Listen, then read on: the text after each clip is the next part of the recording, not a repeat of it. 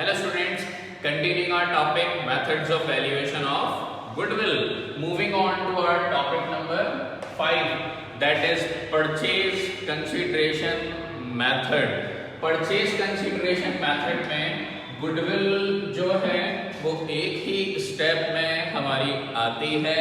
तो इसमें goodwill निकालने का जो फॉर्मूला है हमारा वो है purchase consideration। ये जो है ये क्वेश्चन में आपके डायरेक्टली गिवन होगा।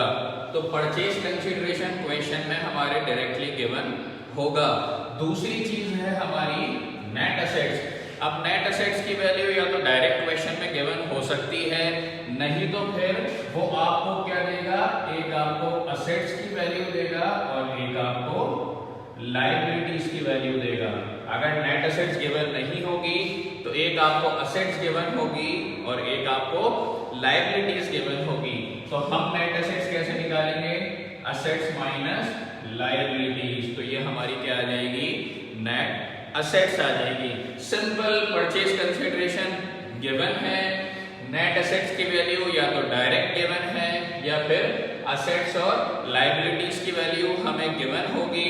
असेट्स माइनस लायबिलिटीज ये हमारा क्या निकल कर आ जाएगा, नेट एसेट्स। तो अगर हमें नेट एसेट्स गिवन नहीं है तो पहले हमें नेट एसेट्स की वैल्यू निकालनी होगी। जब हमारी नेट एसेट्स आ जाएगी तो हमारी goodwill purchase consideration minus net assets. तो सिंपल एक स्टेप में आपकी गुडविल इस मेथड में आ जाएगी। ओके, इसके बाद हम नेक्स्ट हमारे टॉपिक पर आते हैं, topic number 6, that is annuity method. Annuity method में जो गुडविल निकालने का हमारा फॉर्मूला है वो है super profit multiply by present value of annuity. अब इसमें एक बात का ध्यान रखिएगा, सुपर प्रॉफिट अब या तो क्वेश्चन में सुपर प्रॉफिट डायरेक्ट गिवन होगा और नहीं गिवन होगा तो फिर हम वैसे ही निकालेंगे जैसे हमने सुपर प्रॉफिट मेथड में निकाला था, एक्चुअल एवरेज या average profit minus normal profit. तो हमें एवरेज प्रॉफिट या एक्चुअल एवरेज प्रॉफिट हमारे पास होना चाहिए, एक नॉर्मल प्रॉफिट होना चाहिए, तब जाके हमारा क्या आता है, सुपर प्रॉफिट। नॉर्मल प्रॉफिट हम कैसे निकालते हैं वो भी हम डिस्कस कर चुके, capital employed multiply by NRR upon 100। Average profit और एक्चुअल एवरेज प्रॉफिट कैसे आता है वो भी हम डिस्कस कर चुके, इनके बीच में क्या डिफरेंस होता है। तो आप सुपर प्रॉफिट निकाल लीजिएगा जैसे हम पहले की क्लास में निकाल चुके। या तो सुपर प्रॉफिट डायरेक्ट गिवन होगा, नहीं तो हमें फाइंड आउट करना होगा। अब इसमें दूसरी चीज है present value of annuity.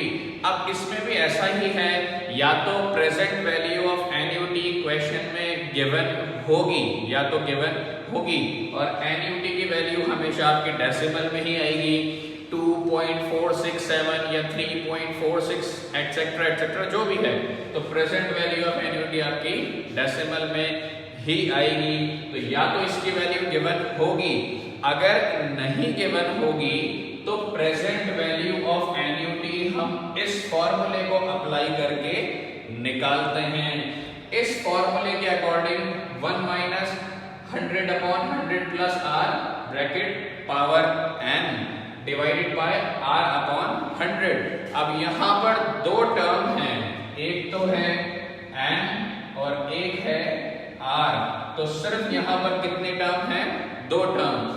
n का मतलब है यहाँ पर आपका नंबर ऑफ ईयर्स और r का मतलब है आपका नॉर्मल रेट ऑफ रिटर्न।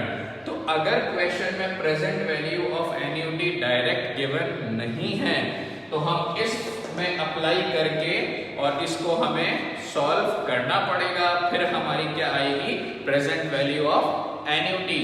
अब क्वेश्चन में हमारी ये जरूर गिवन होगा, ध्यान रखिएगा, n number of years question में गिवन होंगे ही होंगे, एक r normal rate of return question में गिवन होगी ही होगी। तो ये जो दोनों चीजें हैं ये हमारे क्वेश्चन में गिवन होगी, बस आपको इसको सिंप्लीफाई करना है। सिंप्लीफाई करने के बाद जो भी वैल्यू आएगी वो आपकी क्या होगी, present value of annuity. Super profit या तो गिवन है या हम निकाल लेंगे, प्रेजेंट वैल्यू ऑफ एन्युटी या तो गिवन है या फिर ऐसे निकलेगी। ऐसे अगर निकलेगी तो नंबर ऑफ ईयर और normal rate of return question में गिवन होगी। दोनों वैल्यूज आने के बाद सिंपल आपको क्या करना है, मल्टीप्लाई। तो अपना गुडविल यहाँ पर ये ऐसे आ जाएगा। तो यहाँ पर अपन ने दो मेथड डिस्कस किए हैं, एक परचेज कंसीडरेशन और एक एन्युटी मेथड। तो इन दोनों के जो हैं आपके क्वेश्चन या एग्जाम्पल आपकी बुक में पेज नंबर 35 है। तो पेज नंबर 35 पर दोनों से रिलेटेड एग्जाम्पल हैं, इस मेथड से रिलेटेड भी और इस मेथड से रिलेटेड भी। आप साथ साथ करते चलिए, दोनों एग्जाम्पल भी और न्यूमेरिकल क्वेश्चन भी। तो न्यूमेरिकल क्वेश्चन में भी आपको दोनों से रिलेटेड क्वेश्चन मिल जाएंगे। दोनों को साथ साथ करते चलिए, एग्जाम्पल भी और न्यूमेरिकल भी। अब हम नेक्स्ट क्लास में इसका लास्ट टॉपिक डिस्कस करेंगे। ओके, ये करके रखिएगा complete. Thank you, have a nice day.